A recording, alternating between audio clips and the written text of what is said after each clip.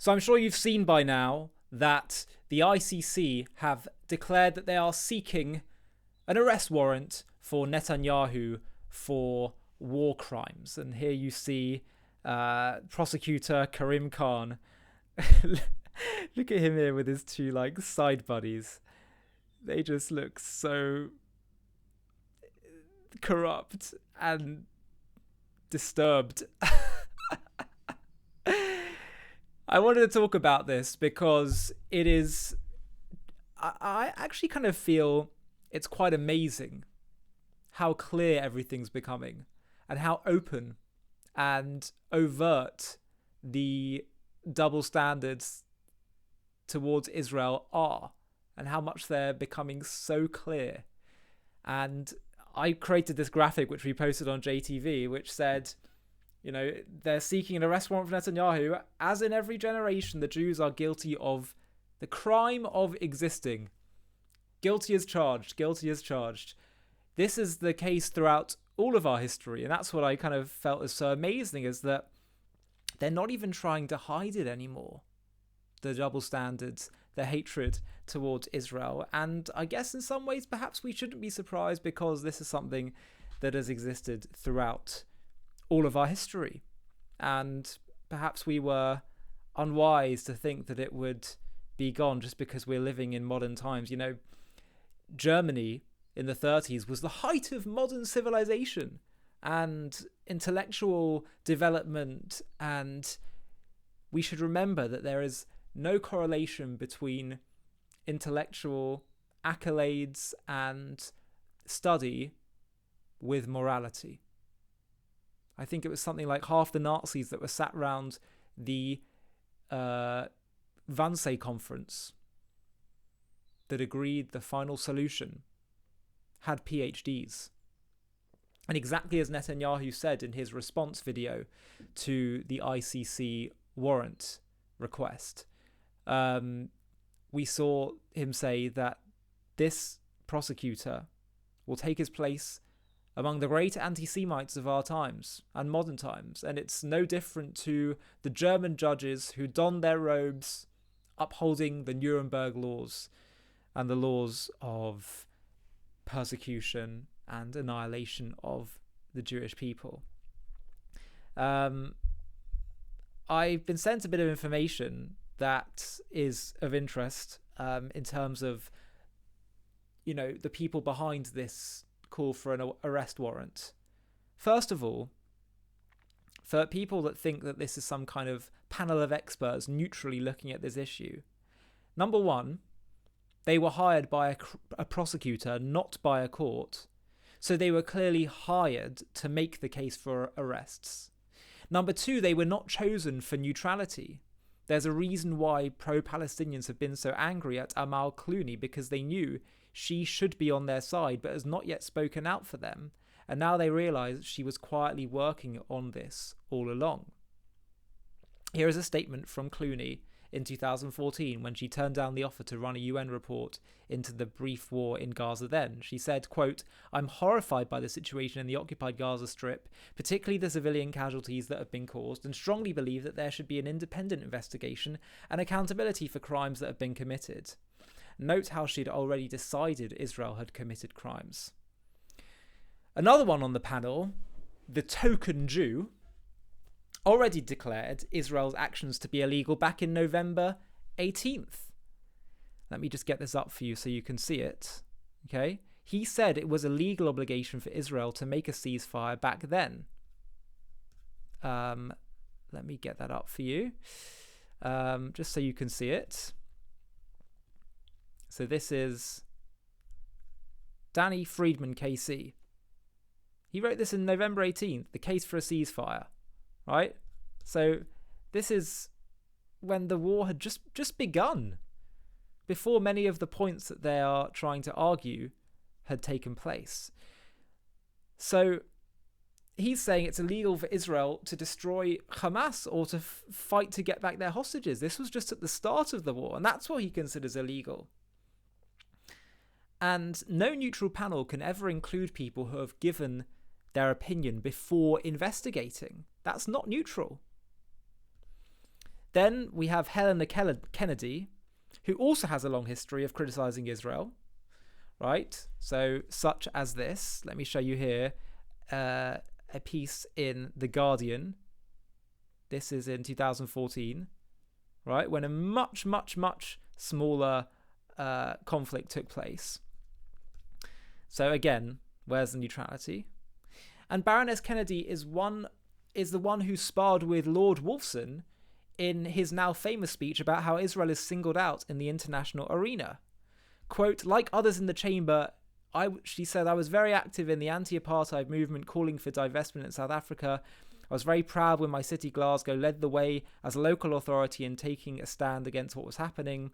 Those were the early days. So when people say, oh, but South Africa is so different from what is happening in Israel or other places, all I can say is sometimes it starts small and then becomes something that really does create change.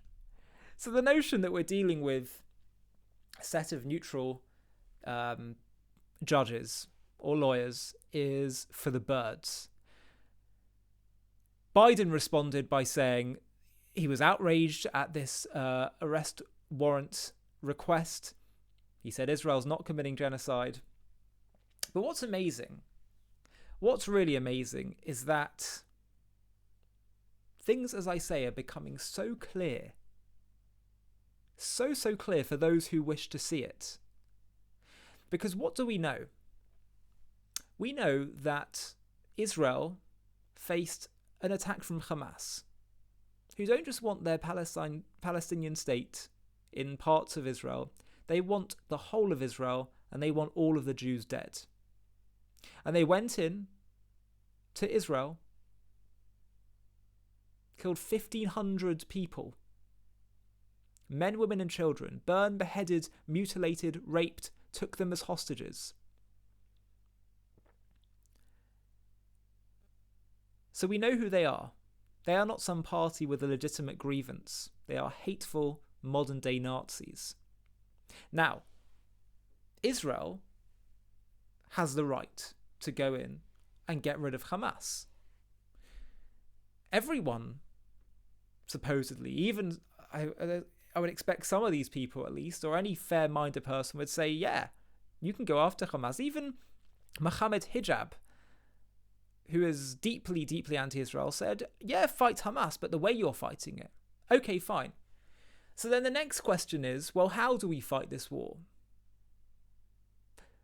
Well, I'm not going to give you my opinion on how I think it should be fought, because I actually think different to the standards that the anti-Israel, or even just some people in parts of the West demand.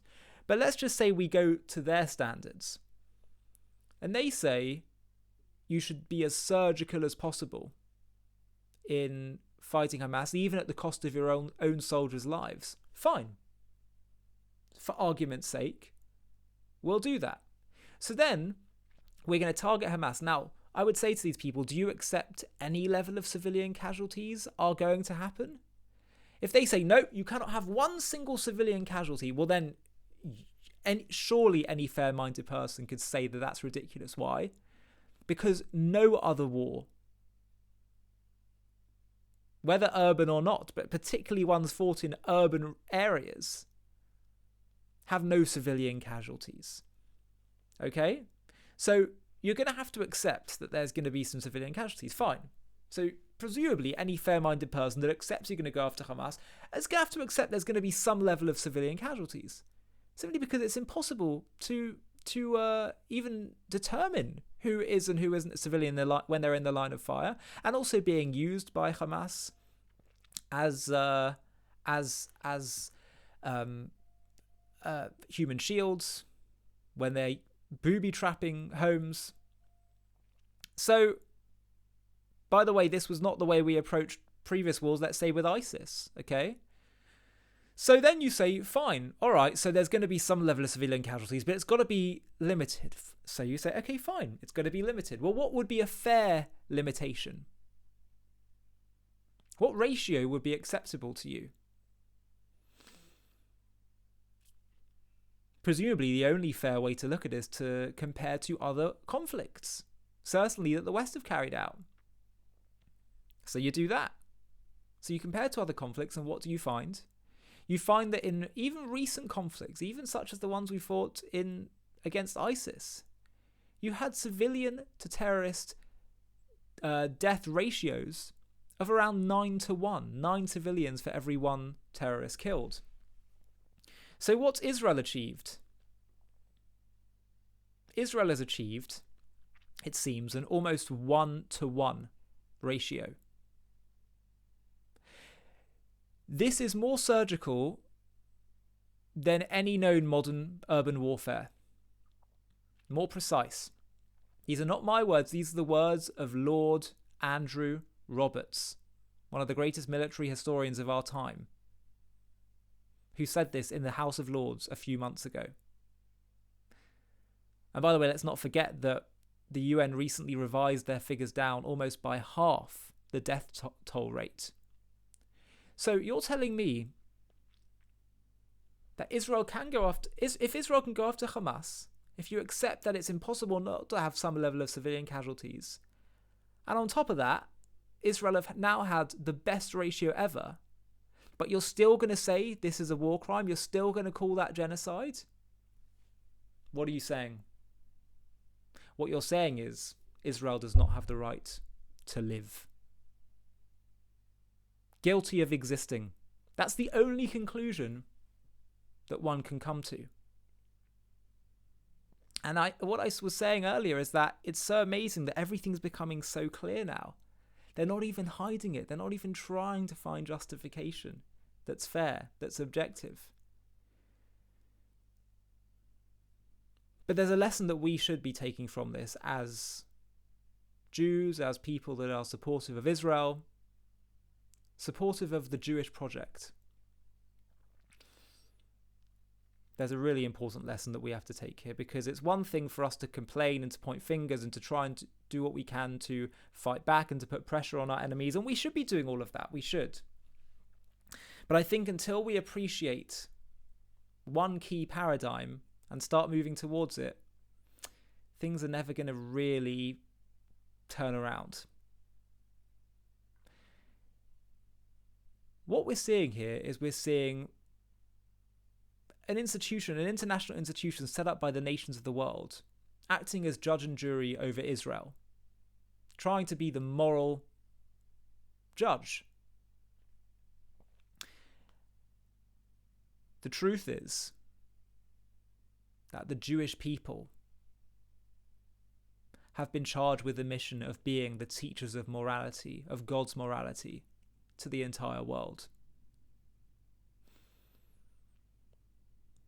So for students to be trying to lecture the teacher is utterly inappropriate and ridiculous, and they're going to come up with student-like, childlike approaches.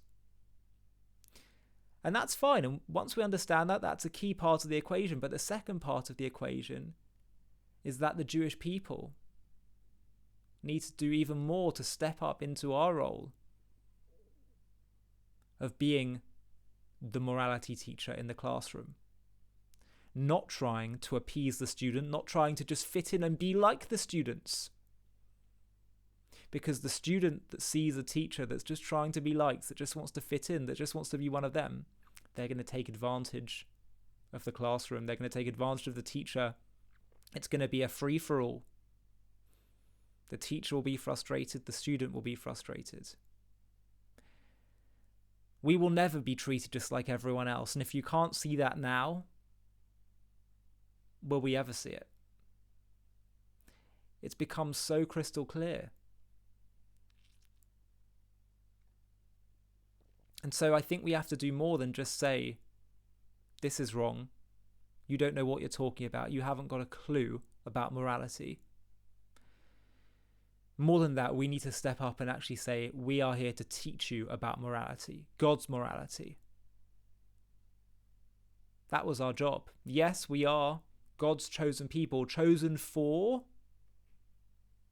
teaching the world about his vision for how the world should be. So I would take it further than just saying, repel these stupid judges with their idiotic moral worldviews and childlike lecturing and bullying of Israel. More than that, we need to step up into the world and say, actually, we're going to be the moral teachers here. You need to be the one that sits down and listens and learns. This is the way to have order. We will never just fit in. We will never just be like everyone else, and for as long as we try to do that, they're just going to get frustrated and they will not let us fit in. I believe it was the Kotzker Rebbe, I think, who said hundreds of years ago, he said, if the Jewish people don't make Kiddush, the nations will make Havdalah. Meaning if the Jewish people do not, Kiddush is the sanctification we make on the wine on the Sabbath, and Havdalah is the separation that we make at the end of the Sabbath between the holy Sabbath day and the weekday. And what it means is, if we don't do our part in teaching the world, elevating the world, sanctifying it, and carrying out our mission, then the nations of the world will tell us, don't try to fit in and be like us. You are not one of us. So let's take heed of this message here. Let's not be disheartened. Let's not be discouraged. There's nothing to be disheartened about. The Jewish people will thrive. We will come through this. But what's critical is that we just have the right tone and approach moving forward. And to reiterate again, I'm not saying that we should not fight. I'm not saying that we shouldn't dispel the myths, challenge those who wrongly accuse us. But let's stop bowing down to these great gods of the Western intelligentsia and all these international courts and thinking that they have all the moral high ground and authority to lecture us. They don't. It's our job to bring morality to the world. So let's do it. Hi, thank you so much for watching. To watch another one, click here. To stay up to date with all our content, click here to subscribe. And if you're able to, you can help support JTV to grow and grow by clicking join below this video, where you can become a member and get perks including early access to videos and private live discussions with me. But most of all, you'll be partnering with us on our mission to change the world.